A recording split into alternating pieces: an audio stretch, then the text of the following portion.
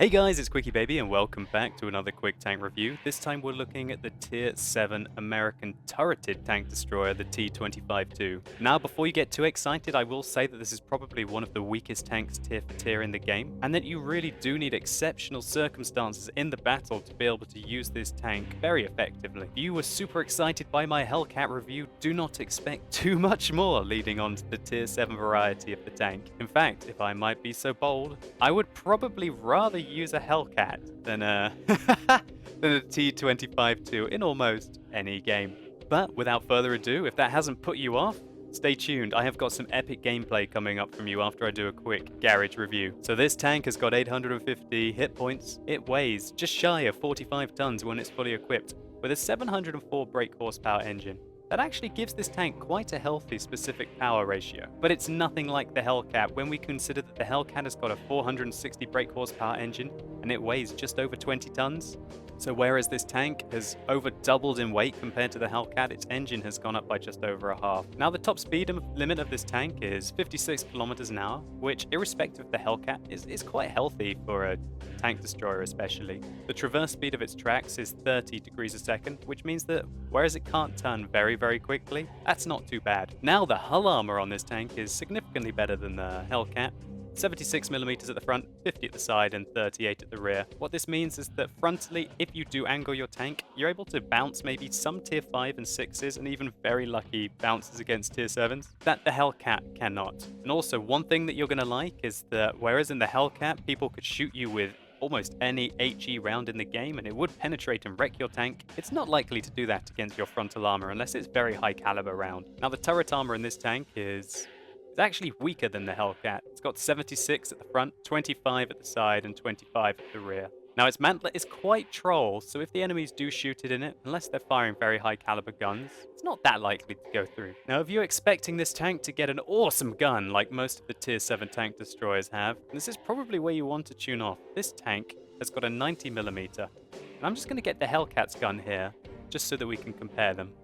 So its rate of fire has gone up by a negligible amount, its penetration has gone up by 10mm, its alpha damage is the same, its accuracy is worse, and its aim time is the same. Now this is still excellent aim time, irrespective of its class, but I'd just like to highlight that this doesn't really feel like the big upgrade that you would want going from tier 6 to tier 7 in a tank destroyer. In fact, let's compare this gun, the 90mm, the best gun on the T25-2, to the 105mm that's on the T25, the non-turreted tank destroyer. Now the rate of fire is only slightly better, penetration is much worse than the 105mm, its alpha damage is a quarter less than the 105, or you could consider that the 105 has a third more, depending on how you look at it. Fair enough, the accuracy on the 105 is slightly worse, but the aim time is the same. I know very much which gun I'd rather have, that's for sure, especially at tier 7. When we compare it to, for example, the 20-pounder on the British 87, we can see that the British 87 almost eradicates this gun, having about 40% extra DPM, a huge amount extra penetration, only slightly less alpha damage, insanely better accuracy, but fair enough, the aim time is much better on the T25-2 rather than the 87. Still, all of this might be made up for by the fact that this tank does have a fully traversable turret, which the other tier 7 TDs don't. It's also got rather excellent gun depression, as I will be showing you in the gameplay. Now its turret traverse speed is 18 degrees a second, which means don't expect that this has got some kind of like a medium or a light tank where it's going to be able to quickly re-engage targets at different angles. It does have some flexibility, especially when you want to come out around ridges or you want to come out around corners. Now the view range on this tank is an excellent 380 meters, which is 10 meters better than the Hellcat.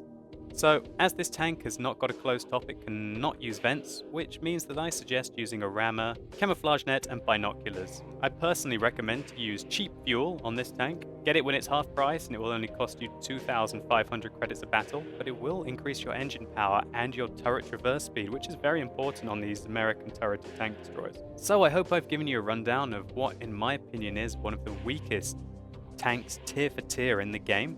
Now let's take a look at how it performs in some gameplay. So here we go, we're playing the T25-2 with Jingles and with Ike. And you might have noticed that this is a disgusting matchup for this tank. 3 very dangerous tier 9 tanks and half of their team are very dangerous tier 8s. T25-2 Its armor is now almost pointless.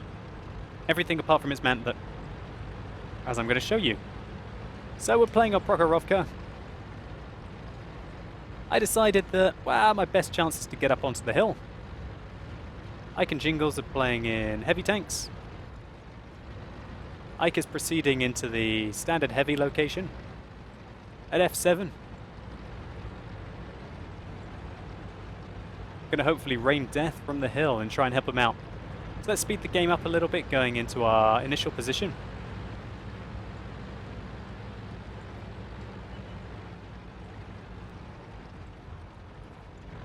Okay, so we know there's an Indenpanzer on the other side of the ridge. The Indenpanzer is their best player. He's a very good player, actually. We've got to watch out for him. You can see that the T25-2 is... It's not super fast, but it's also not super slow. Its turret traverse is not brilliant, but at least it is fully traversable. So you see me going into this position here, where hopefully I can do some good work in the bushes. I like to use a camo-net and binoculars in this tank. Knocking down that tree, however, will sort of tell the enemy what I'm planning on doing, but thankfully no one saw it. Okay, you can see the excellent gun depression in this tank now, which means that I'm able to get shots down even with my hull armor pointing upwards. And right now I'm just being a scout. I'm just being a tier 7 TD scout, really. Thankfully we see the Leopard prototype and oh, that's too juicy. That's too juicy. Can I hold my fire? Can I hold my fire? I don't even know if I hold my fire or not. I do! I have no idea why I held my fire. Obviously I was in a lot more passive mood than I am now. I guess I realize I have no armor. I don't have sixth sense. I have no way of getting... I have no way of knowing if I get spotted, and even if I do get spotted, if I pull back quickly, there might be a chance that I manage to avoid some of their fire, but somebody's going to hit me. That Leopard prototype is still there, and I decide, alright, it's time, Mr. Leopard prototype. Unfortunately, we ricochet off him, considering how bad his armor is. That's quite a feat. But we did hit an angled part of his turret.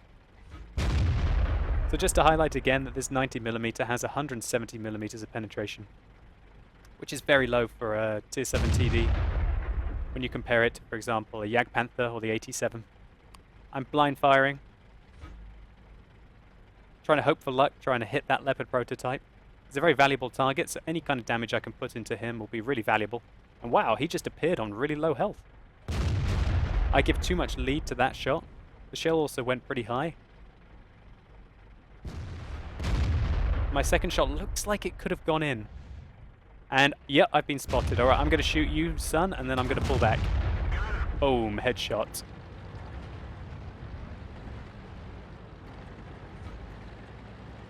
So this ridgeline is quite nice to work with. I hear Jingles say, alright, we're going over! And yeah, there's some serious work to be done on this ridge. I see that there's a T69 so far ahead that this should be a fairly safe position to use. I fire one into the T29, set him on fire, and wow, the enemy team just got eradicated really quickly. And we needed to do that. We really needed to do that because look at where they're coming at us from. They're coming really aggressively from the southwest. They just killed our artillery in the base, and really we've completely lost the western flank. And we've only progressed to the middle of the eastern flank. So now you're seeing sort of the limitations of the gun there. Finding it quite hard to penetrate that tier 7 tank destroyer from range. But I think we did hit his gun. Alright, so you see me loading a few premium rounds. This game's fairly close. And I realize that most of the tanks that I'm going to see here are going to be very deadly. And now this is an interesting game.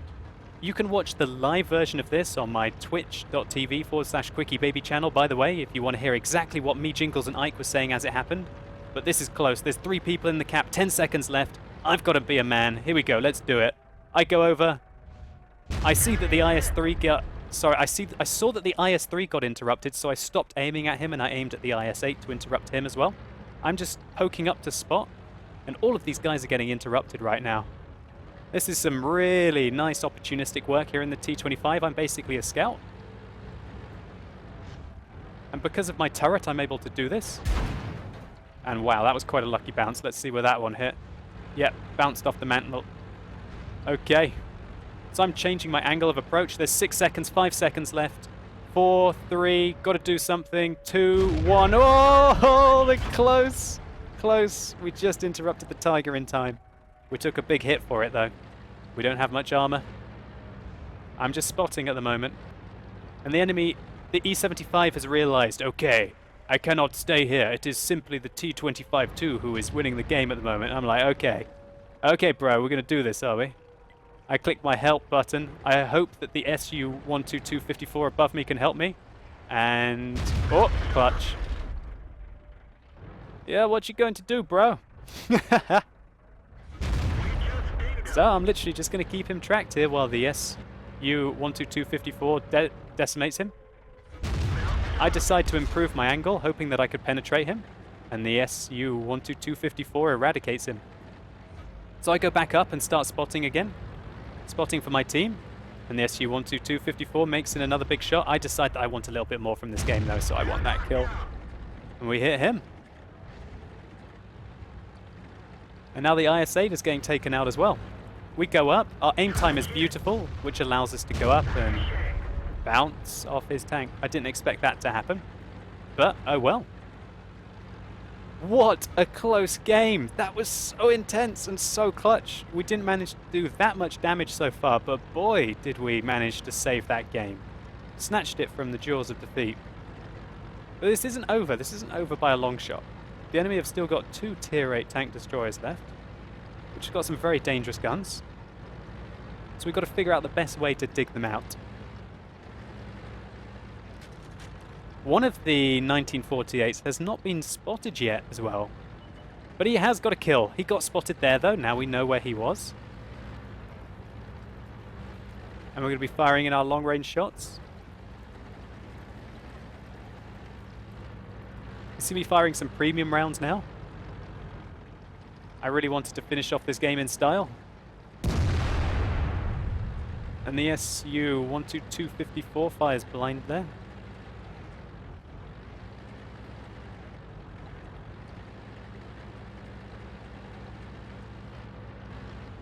I'm just trying to work this ridge line at the moment. And this really is where this tank is. It's not so much a tank destroyer as it's just a regular tank. Because the fully traversable turret, excellent gun depression, and excellent aiming time allow you to really use it as a regular tank. So I'm calling to the T-43 to do something. I really feel that it's his time to do the scouting. He seems to be AFK though. I'm going to go over and explore just to see how AFK this gentleman really is. The T-43 came back and said, "Bravo, T-25-2," and is now starting to make his moves. I'm not sure, maybe he went AFK, thinking that the game was lost.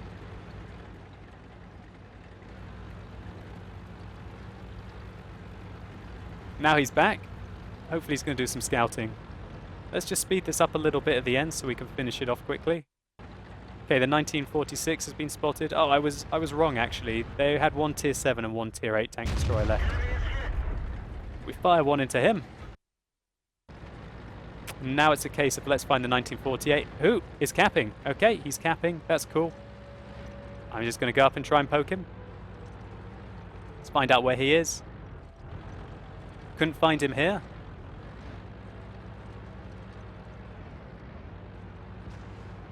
I heard someone fire at me.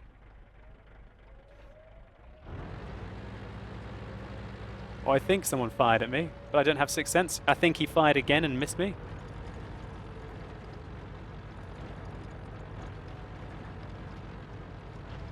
So I'm literally baiting a bear right now. This is a very, very dangerous situation for the T-25 too. I go up, fire one, clutch, pull back. And I kind of want the kill. I'm trying to bait him. Nope. Yeah. He misses his shot and we finish him off, securing the 4th kill. What a result. What a result. What an absolute monster game in the T25-2. Let's take a look at some post-game stats. So here we can see we're able to get 14,050 15 experience for our T25-2 game. But don't be too surprised, guys, because this was during an event, and I'll do a breakdown of the experience in just a moment. We picked up a patrol duty medal for our efforts, and that really is one of the only strengths of this tank, the fact that it is very flexible. I was able to use my turret to my advantage in that situation, go back to the base and literally win the game through spotting, and that's not something that you can often do in a tank destroyer. This tank does have the flexibility to become the medium tank. It has the flexibility to become the scout when you need, and that's probably one of the best things about it. It's just a shame that its gun is very unremarkable in almost every way. So we had a huge game, 1,469 experience, non-premium, non-double. We fired 21, hit 18, and penetrated 12 out of the 18, doing 2,425 damage, and also doing 4,400 spotting damage. We also did 66 base defense points, so we were only a few away from becoming a defender. When we look at the breakdown of the stats, we can see that 3,000 experience was given because we got a patrol duty medal, and this was also during a 5 times. A non-double with premium account, this was a 2,200 game.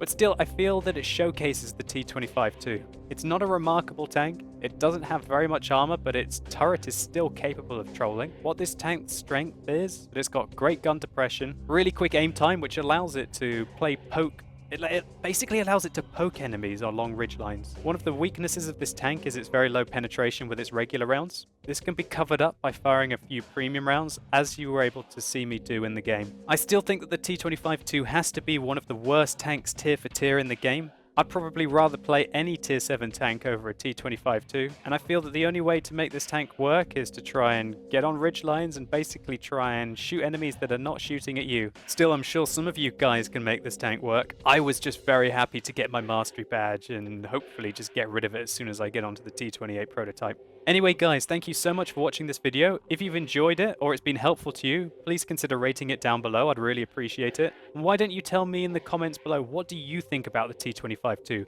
you think that it really is one of the worst tanks tier for tier in the game?